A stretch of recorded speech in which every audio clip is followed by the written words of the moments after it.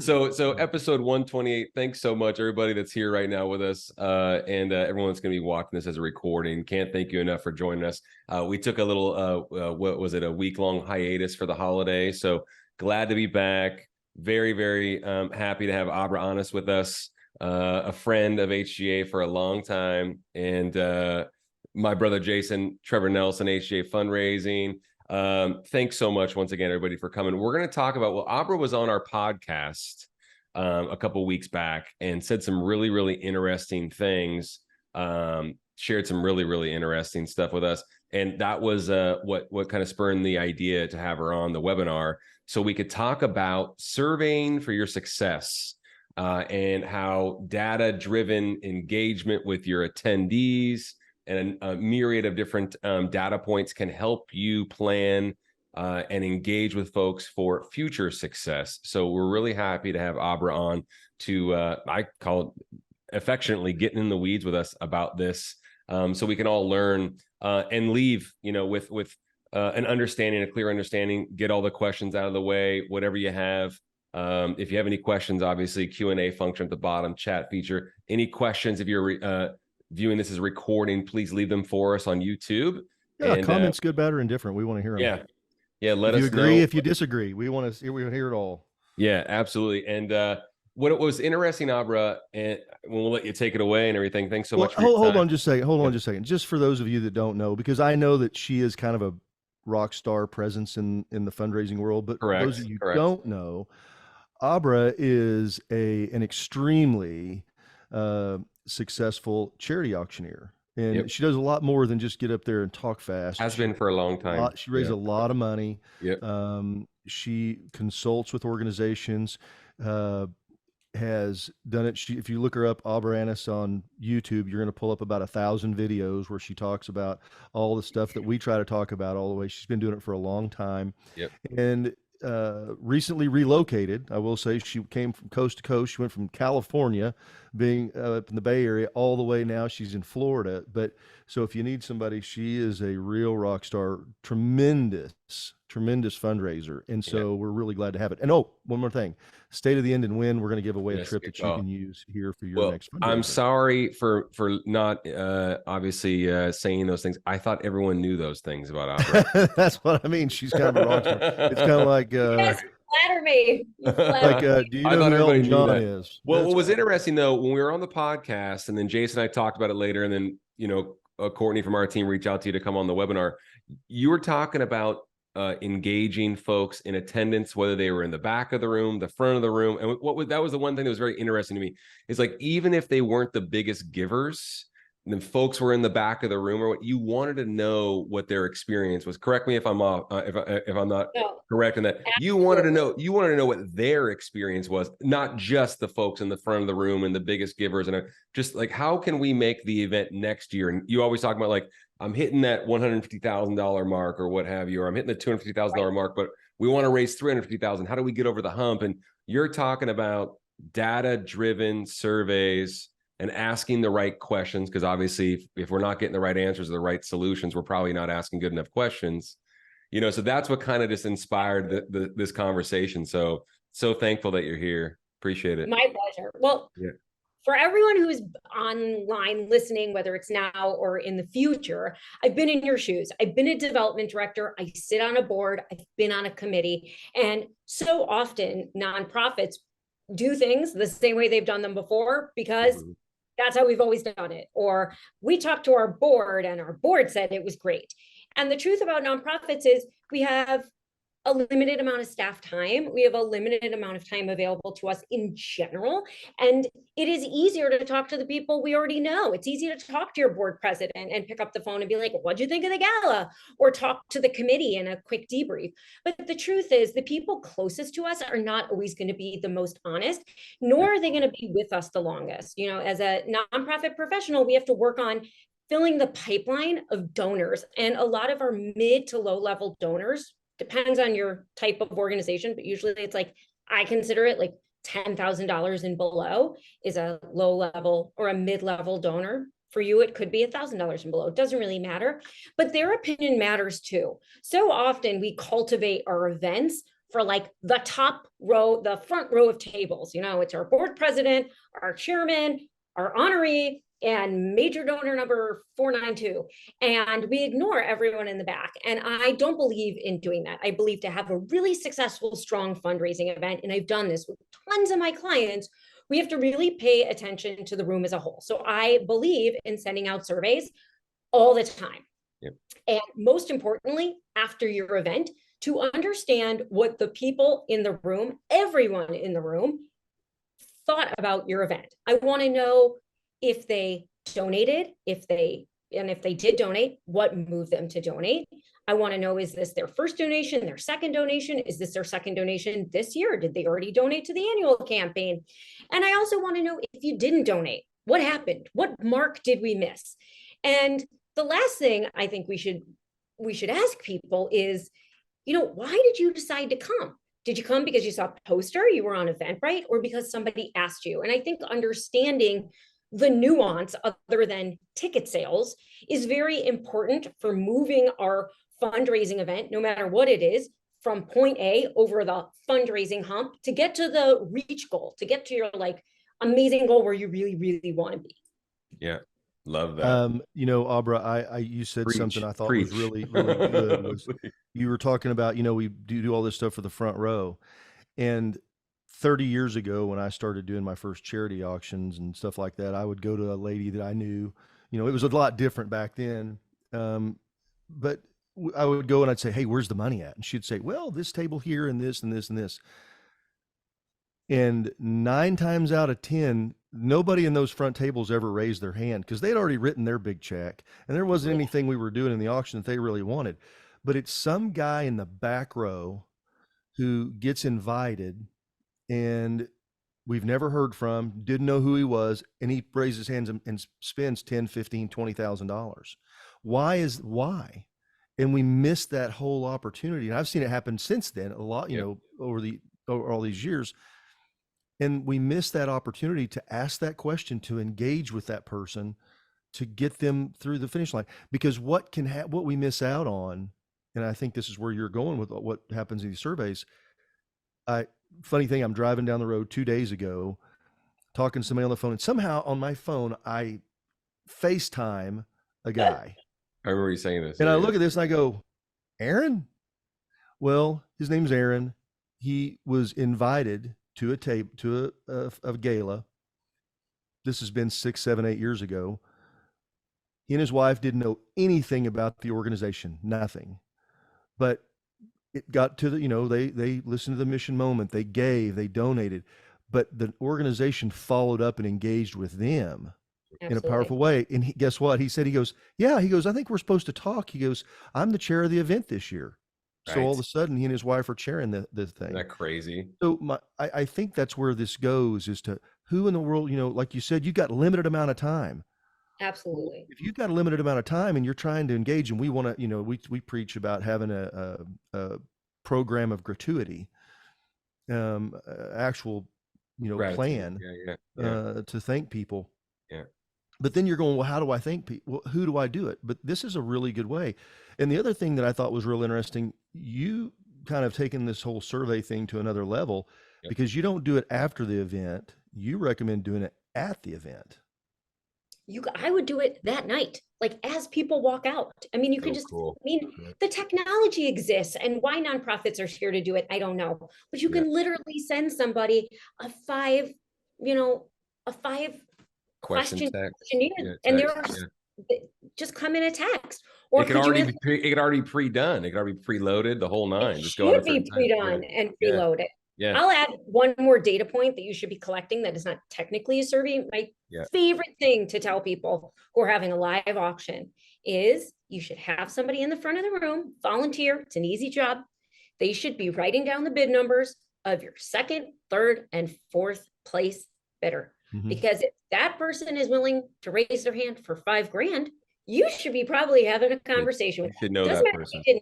They didn't win the trip, but they should be on your radar. And sometimes those people fly underneath our radar. But by the way, you could sell them a 2nd trip, a 3rd trip. You could engage with them, ask them out to lunch. Like, there are so many little pieces of data that we need to be collecting at our event to make sure that we know how to improve ourselves for next year. Because the number one thing that people come to me with is fundraising numbers that go down, they go up, they go down, they go up. And I like to see people on like a steady upward trajectory. How like heart-wrenching, how nerve-wracking must it be to be like, are we gonna have an up year or a down year? I don't know. What's gonna happen? Right. You should know. Oh, it's know. a heart, but whenever they sit there and you look over and they go, I really hope we do good this year. And they got their fingers crossed. And I'm like, well, this isn't the time to be thinking about that. Totally. Right. Exactly. Exactly. So Abra, I have I would like, do you have maybe one that comes to mind or an example where somebody used this strategy, did a survey, reacted to what, you know, what the information that they got from the survey, implemented a strategy around it and saw success after? Absolutely. So I work a lot with private schools, probably because I'm a mom and my kids one of my kids goes to private school. So I understand the dynamic in the relationship. So private schools have a unique fundraising hurdle already, which is their donors eventually leave. They age out, right? Like their kid graduates 8th grade and the donor magically disappears. So I had a client come to me. It's a private school in Wisconsin, and very similar. Also in California, they had a very similar situation. And they had an event that was very low energy, and they couldn't get the mission of their organization across. For some reason, their parents were coming back to them and saying, I don't understand what you need XYZ for. I don't understand what you need. And I don't even understand why you're asking me for more money, because schools typically have an annual campaign in the fall and a fundraiser in the spring. That's typically how it's done. Yep. So we looked at their data and we combed through mountains of data. I like to look at how many people came, how many people donated, how many people did not donate, how many people are in your top 10%, how many people are in your bottom 20%.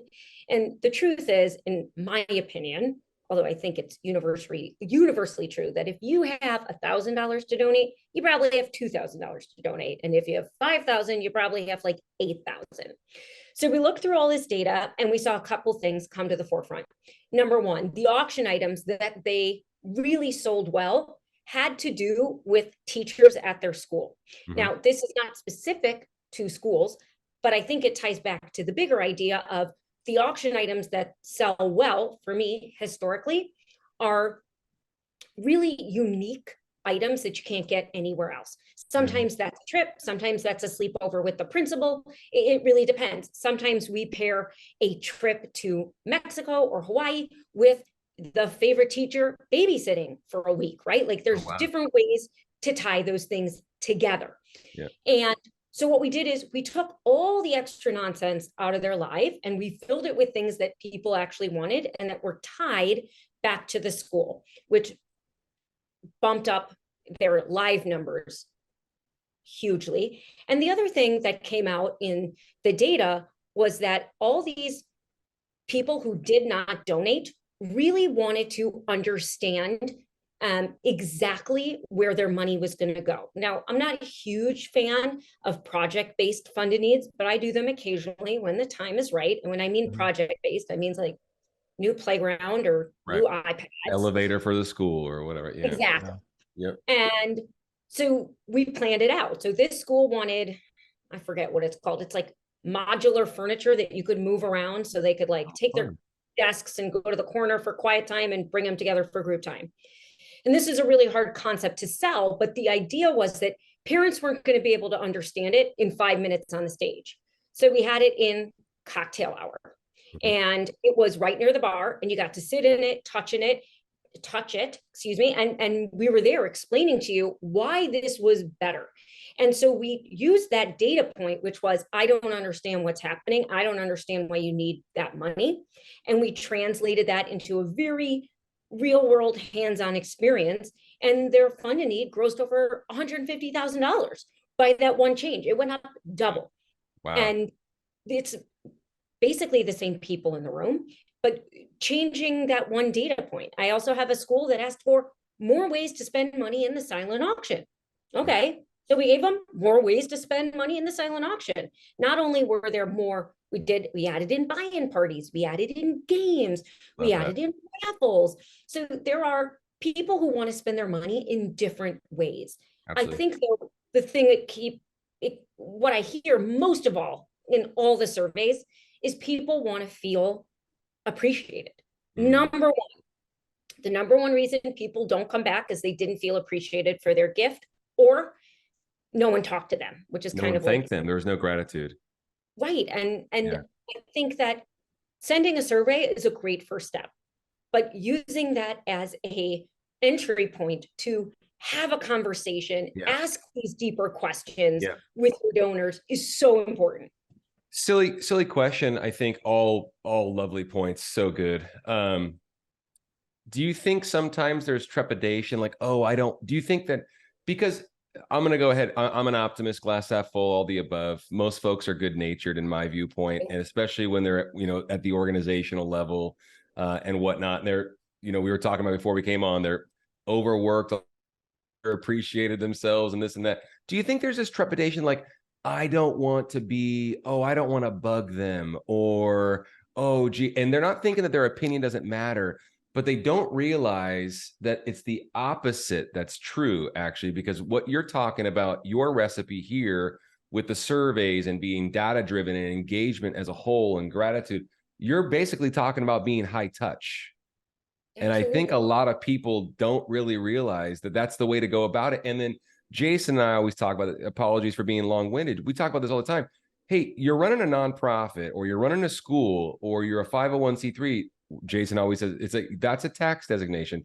You're still running a business. They're your donors. They're your supporters. You don't have to call them customers. You don't have to give them that moniker, but you need to treat it like a business. And these are the people that are giving you the resources that you need to stay in business. So why wouldn't you be high touch, especially nowadays, right? I mean, with the fact that everything's so high touch, you know what I mean? It just makes sense. Yeah. Absolutely. And I also think that there is a high touch does not mean you have to ask for something every single time. Yeah, we're actually saying don't do that. Absolutely. Yeah. Absolutely. I agree with you. But a lot of we're people asking for info, for feedback. Yeah. Yeah. People want to give you their opinion. Yes. Most people want to help. Yes. But I will add a big caveat, but one of the biggest problems I see that my clients come to me for, and people typically come to me when they are stuck at like 150, 200, 250, and they are trying to get to 350, 400, $500,000. Like that is my sweet spot. That's my client. I have bigger ones, I have smaller ones, sure, but that's my sweet spot. Yep. And a lot of people think, I don't know how to say this. I have like a lot of out there opinions, as you know. No, we like that though. Yeah, we like that. A lot of people believe that the more people you have in the room, like the better the event is. And I don't always believe that that is true. Yeah. Sometimes I believe you have to have a smaller event, a more focused event. And that's why data is important. How many people are in the room just sitting there drinking? And by the way, you're not profit. Those people, their butts in the seat. That is an invitation you sent out. That's your staff time. That is a meal. That is service. Fixed costs there. There's fixed costs there. Yeah. Fixed costs. And so if we're not turning these people into donors, maybe they shouldn't be there. And maybe we need like a party that is just a party. And maybe we need a smaller, more exclusive fundraising event. And the purpose of looking into this data is to make sure that you are using your resources wisely. The number one thing that I tell people is I want to know, and if your auctioneer or whoever's helping you fundraise can't tell you that you're going to be successful, you have to figure it out for yourself. I don't want you to spend money on me unless I know I can help you. Otherwise, what am I, like, guessing? We're just going to guess together? What is that? Like, you have to come to me and I can say, yes, there's money in the room. These are the 3 things I think we can fix that'll make a big difference. And we have to commit to, if you've never sent out a survey, you have to commit to that. Because otherwise we're just kind of like doing the same thing over and over and just hoping it gets better. I have a quick question. Jay, do you have a question you've been waiting on? I don't want to interrupt. Yeah, I want to ask you, because go ahead. And we're going to send out, we're not putting it up here today because it would we want to just really engage with Abra, but she's got a slide deck that we're going to share with everybody. It's going to go out with the recording and some additional fund and need there was something collateral that you said, use what you have to plan for success. And I really like, you said, the top 10% of guests, in other words, your top 10% of givers, but you also said the bottom 20%. Focus on that for me, why you think that's so important and why you think that's a missed opportunity for nonprofits. I mean, we've been kind of talking about it around it, but I'd like to really drill into that. Okay. First of all, thank you for picking up on that. This is one of my favorite things to talk about, because in the nonprofit world, we're trained to just focus on the low-hanging fruit, the big donors. Mm-hmm. I am a big proponent of training our donors to be philanthropic. But to me, philanthropy does not equal big dollars. It just means making a meaningful gift. So that whether that's $20 or $50, that's okay. Sometimes the monthly donors, the smaller donations that are sustained, are the most important donors that we have. They are the lifeblood of our organization. Those donations come in every single month. Consistent. Yeah, exactly. They are passionate about you with the resources they have. So focusing on them, I think, sends a very interesting message. So I always think about, like, how do we make everyone in the room feel special? How do we make people feel that this idea of philanthropy is attainable? So one of my favorite ways to do that is change up your honoree. Everyone honors the richest dude in the county, the richest dude in the classroom. I'm so sick of this. I'm like so bored of the richest dude in the county. They've probably been honored before, probably. I'm sure their shelves are filled with acrylic garbage. But I would rather have you honor somebody who's been donating continuously for 25 years. I don't care how much, but show people that you appreciate everyone in the community for what they have to donate, because that's what a nonprofit organization is supposed to do. We're supposed to be like equal opportunity. And so often it doesn't feel like that. It feels like this very lopsided table, like it's always like in San Francisco. I was part of this organization for years. And they had this very, very, very, very, very 1% lady who is loaded. And she was on stage and she was the co-host of everything. And eventually a few of us were like, we're never going to get a turn. Like, some of us are waiting our turn patiently. It's never going to come. So we took our skills to another organization. And I think that we have to spread this message of, we care about you for more than just the dollar amount. And you could honor people for their time, for their commitment, for how they participate, for how much they comment on social media, how much they show up for you.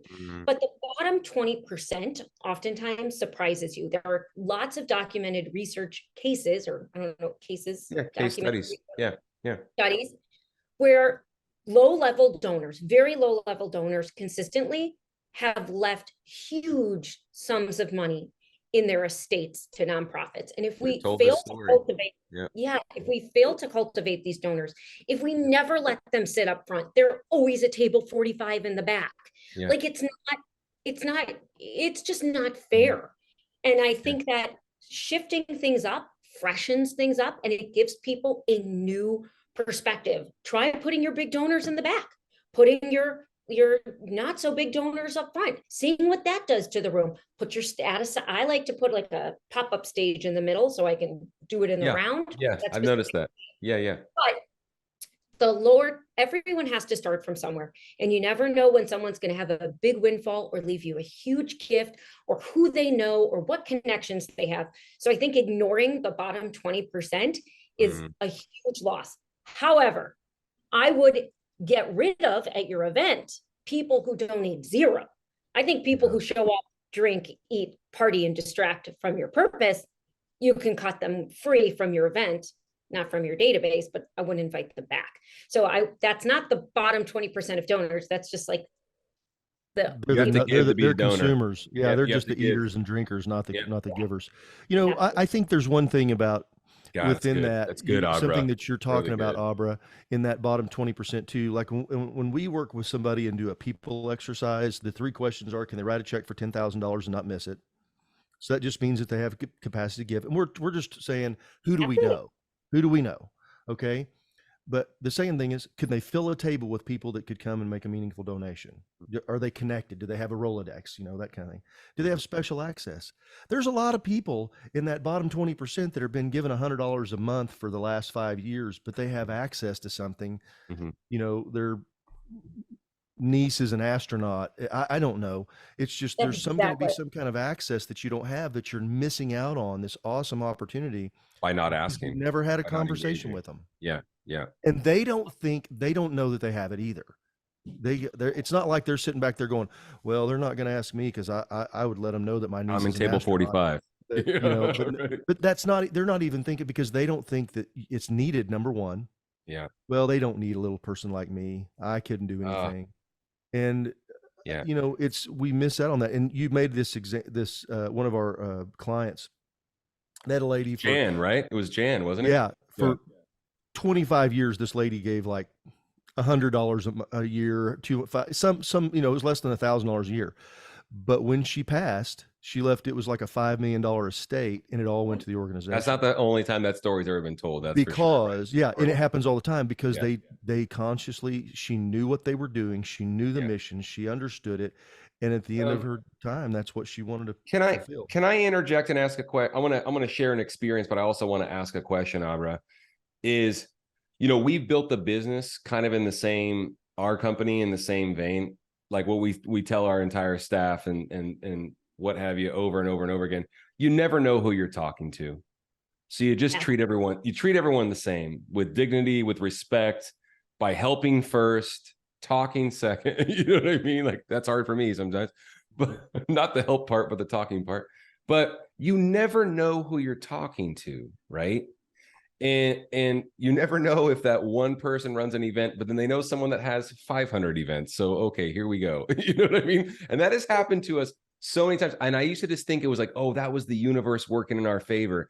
And what I believe in now is, if you give all that time and engagement and attention, it's reciprocity, not with expectation, but that's just how the world works. It works in that cyclical function. And it's been proven to me time and time again.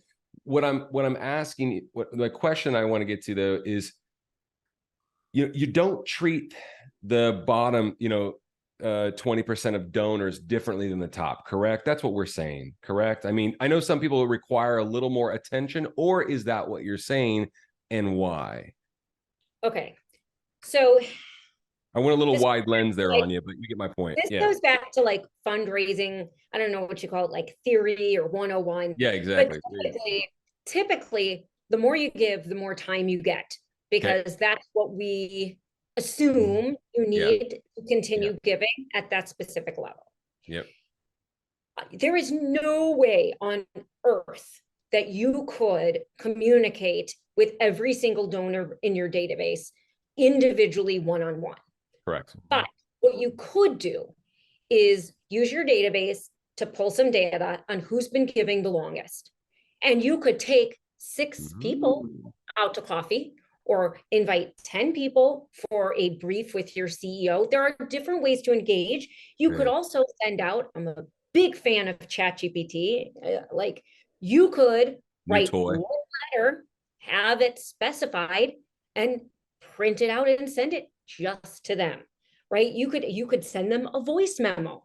Voice memo is my favorite way to communicate, because it's like a little more personal than we like video too. We like little videos you could take, just thanking folks too. That's fun. Same vein. That's because you're a man. When you're a woman and you want to make a video, it's like a whole 30-minute process to get ready. So there's no filter on FaceTime. I like the voice memo. But you're funny. Just taking 10 minutes of your day, picking 4 lower level donors, and you don't even have to pick up the phone. Send them a voice memo. Send them like a heartfelt handwritten note. It goes so far. The truth is, about events, which is what I specialize in, I believe, again, my weird ideas, I believe that you cannot have a successful event unless everyone in the room is invested. And I don't care how much they're invested, but they have to be invested. Just like Jason said, they have to have the capacity to give, maybe not at $10,000, but they have to be able to give. They have to have some kind of income they're willing to donate. and they have to have the capacity to care, because what those people are, the bottom 20% or lower level donors, those are what I call the like water cooler, I don't know, banner raisers. Those are the people who tell the story for you. They are the people who say, guess where I was this weekend? It was this amazing gala. I had so much fun. This little girl got up on the stage and she made me cry, whatever it might be. And so those people are very important to your mission. You just have to make them feel important. Obviously, you cannot give them the same attention, but you can give them a different type of attention. And I would encourage you to stop having the richest guy in the county be your honoree. They care nothing about you. Literally, they don't care. I love it. I think it's awesome. Hey, I'm backtracking as well. I had a question about. Okay, if anybody has a question, I'm going to stop him for a second, because we'll I have so many questions for her. So if you've got something you do, please put it in the deal. Put it down there in the question. Raise your hand. Get her attention. We want to get that across. I'm fascinated. I'm geeking out right now because I'm fascinated with all of this, Abra. So I really appreciate you sharing. It's really good. It's my favorite thing to do. No, I can tell with your enthusiasm, and I did mention this already. I mean it immensely. Thanks so much for sharing your time with us, because folks do need to hear this. It's not a brand new way to look at things, because you've been doing this for a long time. It is a paradigm shift for folks, hopefully, to be hearing this. And I hope a lot of folks hear this and digest this information on the recording as well on YouTube. So my question was, it was a simple one. You're going in and working with an organization for the first time. So you haven't been doing the surveys with them. The events coming up, what have you, 90 days, 120 days, 6 months out. Do you recommend, you're like, hey, I need some more data. You're not giving me enough. Maybe you didn't use software. Maybe you guys aren't really squared away. Let's send out a survey. Do you advise that? Is that a no? Kind of talk to me about your, I don't. I do. Okay. I need like 5 data points. It's in the deck that's going to get sent out to you. I need like maybe 4 or 5 data points. Okay. I need to know how many people attended. You can scribble this down and figure this out for yourself. Cool. Then I want you, so let's pretend we'll use basic math here, because I am not that good at math unless I have I got a calculator. Yep. You have 500 people attending. Okay. Okay. Yep. I divide that number by 2 because most people attend as couples. So now we're at 250. I call those donor units. It's not very nice, but that's what I call it. Them buying units or checkbooks. Okay, great. Then I want you to pull up how many gifts you got in your paddle raise, fund a need, cash call, whatever you call it, live appeal. Okay. And then I want you to divide that number of gifts you got by the number of checkbooks in the room. Okay. And that gives me basically what I call your participation in the live appeal. Now, if you're not doing a live appeal, it doesn't really matter. I want it, most people have some sort of like text to give. It doesn't really matter. If you have some sort of, you're passing the envelopes, whatever. This doesn't work with sponsorships. It has to be like that night stuff. Right. Then I want to know what was your total dollars raised in the room, typically for the paddle raise. And then I want to know the number, the dollar amount raised in the room, including like live, silent, raffles, etc. So I'm trying to figure out how much everyone in the room spends, like what's their average spend. I need to know that. Right. But I'm really trying to see the percentage of your paddle raise. Most of my clients start out at like 30 to 40, and they are sitting pretty at like 85 to 90. And that's where I like them to sit. And that's where I like them to stay. What I don't want to see is numbers like this, but those like 5, however many numbers I lifted, or 6 numbers, tell us a lot. They can tell us, is your income, is your revenue stream, is it stable or is it unstable, depending on the people in the room? And it should be stable, no matter who's there. The numbers should be even. Otherwise, like, you are in for some crazy ulcer inducing roller coaster ride, because you're not going to bring in. So I need to know, are you going like this? Are you going like this? Are you going like this? I need to, and I made, if you're listening, like an up motion, a down motion, a side motion. I just need to know where you're going. Right. And in terms of percentage, I need to know how much more money is left in the room. A lot of people say, we're leaving money on the table. How do you know that? Like, because your board member told you that? Or do we actually know that 50% of the room didn't donate $1 in the paddle raise? Mm-hmm. And we also know that 49 of them didn't buy anything in the live or silent. So we need to know, is there money in the room? That is where I would start. And then I would also look back at your old live auction data, if you have it, and see what sells the best. You have a lot of the data points that you need. You just need you don't even need a fresh lens. You just need to be very specific about what you're using the data for.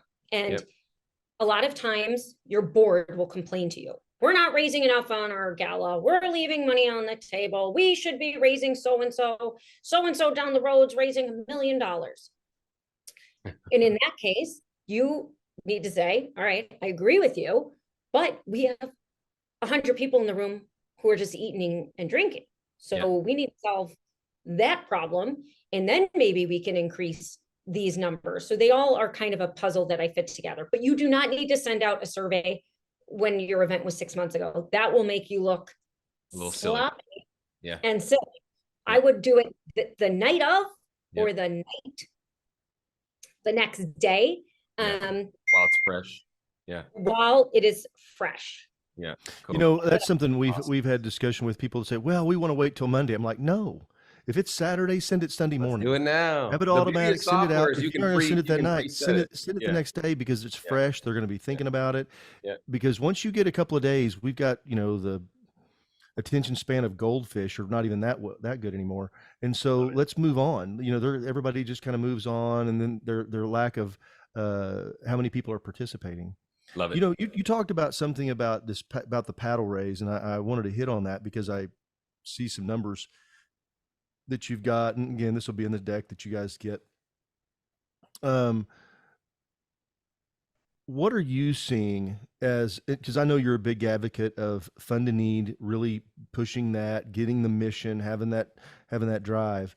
What have you seen as far as success to get that percentage up more? What do you think is the biggest the participation? Yeah, I'll say 1, 2, or 3. I'll let you go however far you want to go. That are the things that people can do, people that are listening right now that have an event coming up in 30, 60, 90 days, actions they can take to get that participation up. Right. Absolutely. Okay. Oh, do I love this question. All right. There's a lot of things you can do. I think the easiest thing you can do is state your goal in your event numerous times.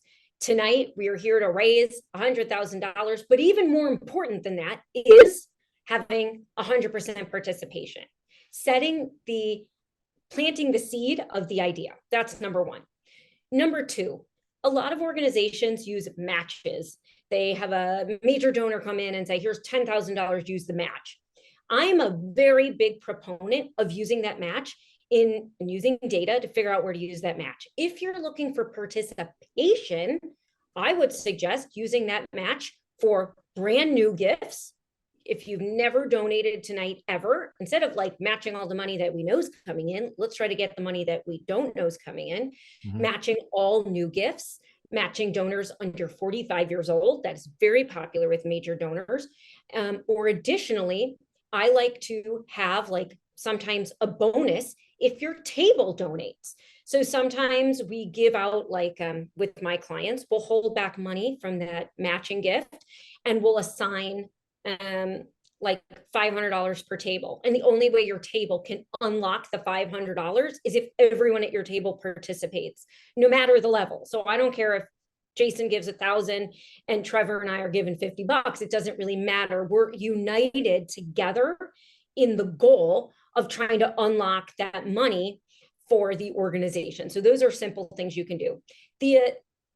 Another thing you can do if you don't want to make too many waves is you can have your board members get up during dinner or during the lull and introduce themselves to, I like to assign board members 3 different tables at an event. And their job is to get up, leave their table, go to the back of the room or wherever they're assigned to do, meet everybody at table 41, 42, and 43 and say, thank you for being here. I'm really excited for you to be part of our organization, which is really laying out the red carpet. And then if you want a little bit more work, my favorite secret of all time, happy to share, is it's very time intensive, but it's free. Yeah. You call everyone who's confirmed for the event 3 to 4 days out. You confirm who they're sitting with, any food allergies, that's your sneak attack. That's what people really call you back about, like gluten-free, peanuts, whatever. And then you remind them, and I just like to remind you, we're having a live paddle raise. Oh my and goodness. If they gave before, last year you gave $500, we really hope that you raise your paddle again at $500 or consider increasing it to our next level up, which is going to be $1,000. But you're planting these seeds in advance. Like, fundraising is not a surprise. My old boss, Mort, my fundraising mentor, he's like, if you didn't tell somebody there was going to be an ask at this coffee or this lunch that you invited to, you already lost. You screwed up. You have to let people know the ask is coming. I'm not ashamed. I'm going to ask you for money. It should be fun. You're going to feel appreciated. You should feel amazing about it. You should feel altruistic. Yep. But you should have been reminded like 2 or 3 times that it's going to happen. So those are like my favorite. Not a mystery. I'm going to interject. You tell them, of course, when you have that opportunity, why as well, right? As often as possible, like why we need the money, or is it, I mean, it's obvious. You were talking about this when you were talking about the schools. You were giving the example about the different schools, and folks are just like, I don't know why I'm giving anymore. I don't know. I understand. Then you share the story about the play set and what have you. It's really important. We're finding, of course, that folks are reminded like what you need. It'd be awesome if we got $500. It'd be awesome if we got $1,000, but why we need it as Absolutely. like immediate follow-up. It's like, bread, meat, bread. You know what I mean? It's like, Absolutely. Yeah. I mean, the other thing that I try to tell my clients to do, they don't always do it because they think they're bothering people. Yeah. I would, if you have it, any prior video you have, that's like I call them the tearjerker videos or the pull your heart videos. Yeah. Send it out the night before your gala. Woo. Every adult age between 18 and 60 years old watches videos in bed on Instagram, YouTube, or TikTok every night. Send them a video. They'll watch it. For sure they'll watch it. That's what they're doing. Unless they're sleeping or reading, but they'll watch the video. I have a note from a podcast that I listened to when I was on the last time I was on an airplane last week. And it said, video is the primary way we share experiences. I know that sounds so simple, but it can't be spoken to enough. Video is the primary way that we share these experiences. And like you said, it goes across all demos, shape, sizes, time frame, telephone, computer, what have you, iPad, the whole nine. I think it's lovely. My favorite way to end a paddle raise, and feel free to steal this, I don't care. Yeah. Okay. I mean, any auctioneer should be doing this in some capacity. Yep. I'm a big believer that any monetary transaction you have with your donors needs to be offset with a non-monetary donation ask. So if you're asking for money, I'm also asking you to post about it on your Facebook, tell a friend, think about whatever, share in some way, because that's really how we get a message out. So what I like to do is typically my final level for the fund needs $100. And then I do one last level. And that one last level is, we're going to send you a video tonight, or we sent it to you this morning. Who here can commit to sharing that video with 3 friends? And all you have to do is forward it and say, I went to this gala tonight. It was incredible. And just text it away. Awesome. I mean, that's the truth about how big, successful nonprofits succeed, is they're not afraid to ask you to contact your network, and they're not ashamed of what they do. And you shouldn't be either. Good call. Yeah, I want to speak to that for a second. I was working with a nonprofit some years ago, and we're sitting in this with the committee. We're doing a people exercise. One of the guys is on the board doing all the stuff, and he's just there not saying anything. And I said, we'll say his name's John. And I said, hey, John, what's you haven't given us any names. Well, I have a fiduciary duty for this, and all my clients that I would give up there have significant financial means, and I wouldn't want to break my fiducial. And I said, why are you here? I literally said that in the group. Why are you here then? Yeah. Well, I said, this is a people Jason's exercise. We're here 6'5", to so that raise guy money. he didn't have any I problem just with didn't care. And I saw that. that. And the funny thing was, and I said, how in the world is sharing this mission with people that you work with who trust you Yeah. is a conflict. Yeah. And all of a sudden, the wall came down. He opened up his Rolodex, started pouring names out, and it like was changed his life, because all of a sudden he had this preconceived notion that, well, I can't share this because, and it was like, You gave him then why are you permission. here? Gave him permission. And I think that sometimes we have to give people permission. Yeah. It's okay to share this. It's okay for you to tell people. I just thought that was an interesting, because the guy he had a lot of contacts, and it was significant for that organization. Abra, I don't know what's going on with folks, but it was kind of what we touched on a half hour ago. It's like, I think people are good natured. I really think they want to raise a lot of money for their organization. I think they really, really do care about their mission and the folks that they're serving, and they care about the donors and supporters. I think people are afraid not only to ask for money, but to ask for anything. And it's just like, it drives us wild, where we want to like figuratively shake folks by the shoulders. And I know you've experienced the same frustration. I mean this in the most respectful way, but it's like, what is going on with this trepidation, this fear? It's what it is. It's fear. It's insecurity. Jason and I were talking about the other day. He said, fear of rejection. I don't like being rejection. Jason said one of the greatest things I've heard in a while. We said a lot of great things today, but he said, instead of asking folks for money, think about inviting them to participate, and just completely shifting the approach. Invite them to participate, as opposed, and if that helps you at all, because no matter what, it's nerve-wracking. But I just think in a macro level, in this space, we have a very serious issue with fear about engagement. And it's just baffling to me. You were asking folks to, hey, put this out on social tonight.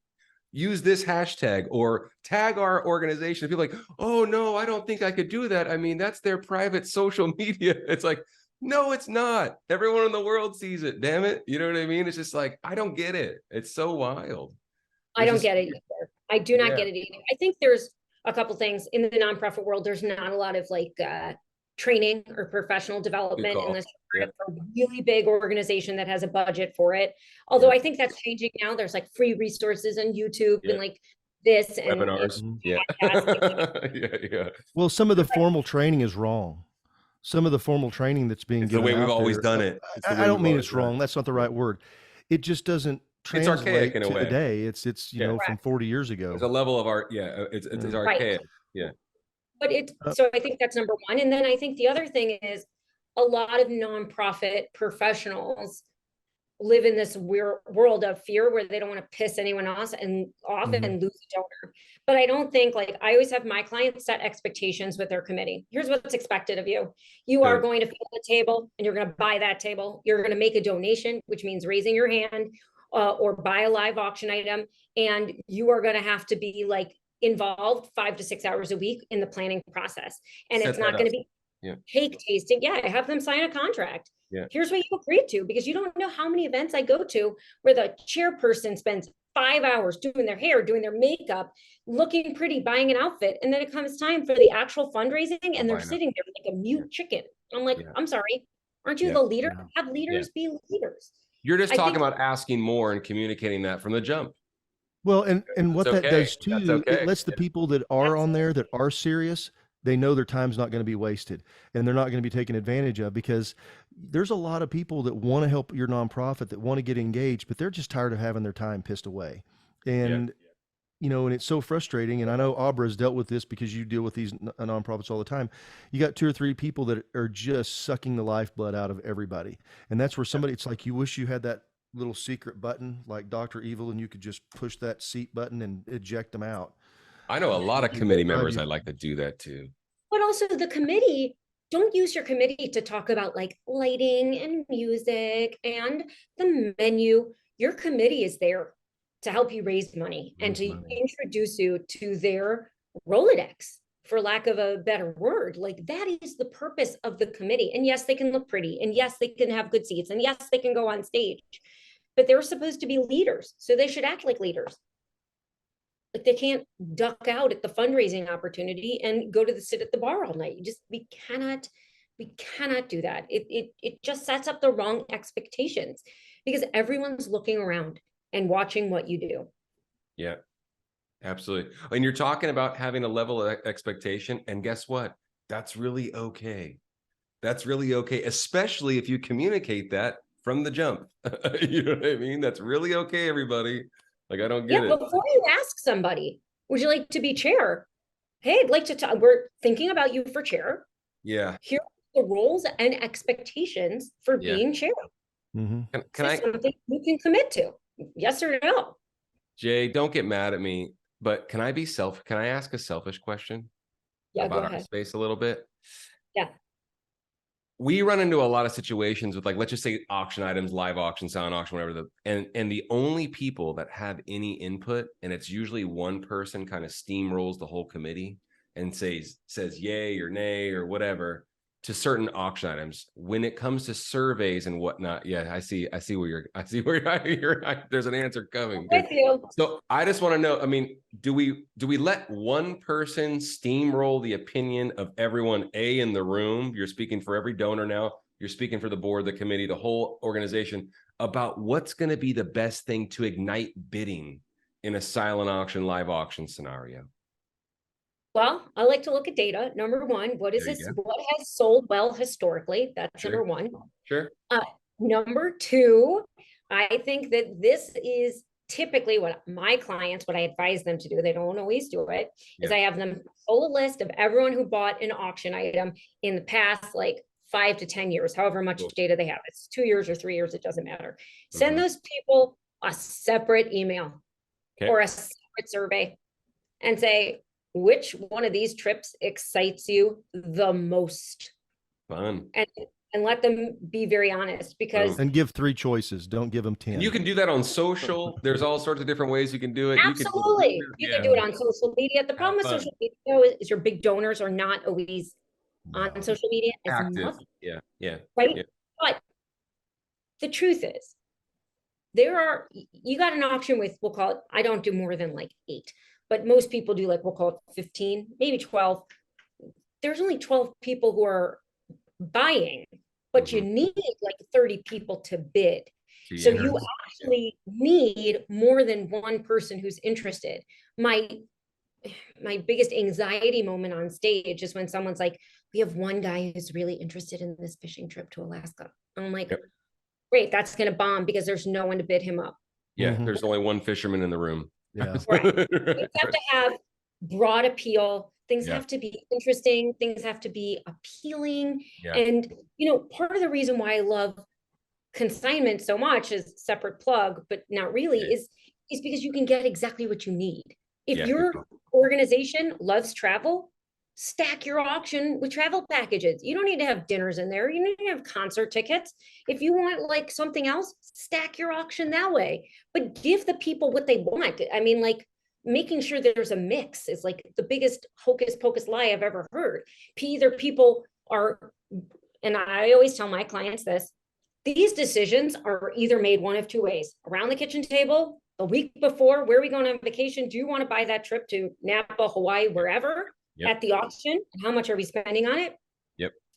Or you are in like a fit of passion in the room. You must have what is on that screen. Right. There's no way to ignite either one without it being appealing to a vast majority of people. Yep. There you go. And don't listen to the opinion of one person on your committee and let them shut down all the fun. Yeah, that's what I'm talking about. All right. Abra, we're gonna have to wrap it up. Any last questions? We're going to send out some information. We're going to send out this really great deck. It's going to have a lot of the things Abra talked about. Survey questions, the numbers that she looks at, her secret report, as she calls it, secret client report. We never got around to the junior varsity and the varsity. I'm thinking we could have, but I'm saying, I'm saying this, we can, but well, we obviously talk about this for 2 hours is my point. We got to have you back is my point. So can we leave that as a tease? Can that be a tease? Let's leave that as a tease for next time. Yes.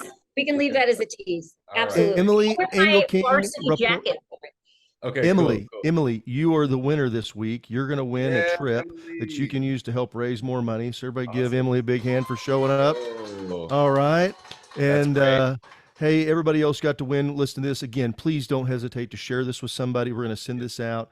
And if you have any comments, questions, agree, disagree, we'd love that feedback. Abra Annes, thank you so much. So good. So I really, is it Annes or Annes? Trevor and I fight about it all the time.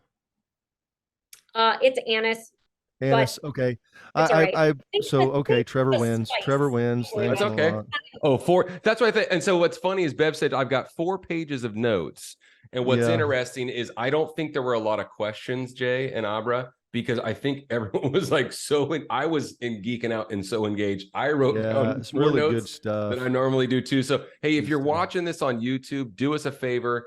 Let us know what kind of notes you're taking. Hit the subscribe button. It'd really do us a huge favor. And we'll make a good point. We'll make a point and an effort to have you back on again, Abra. That was absolutely so good. Absolutely. Thank you so much. Thanks for being generous. See everybody.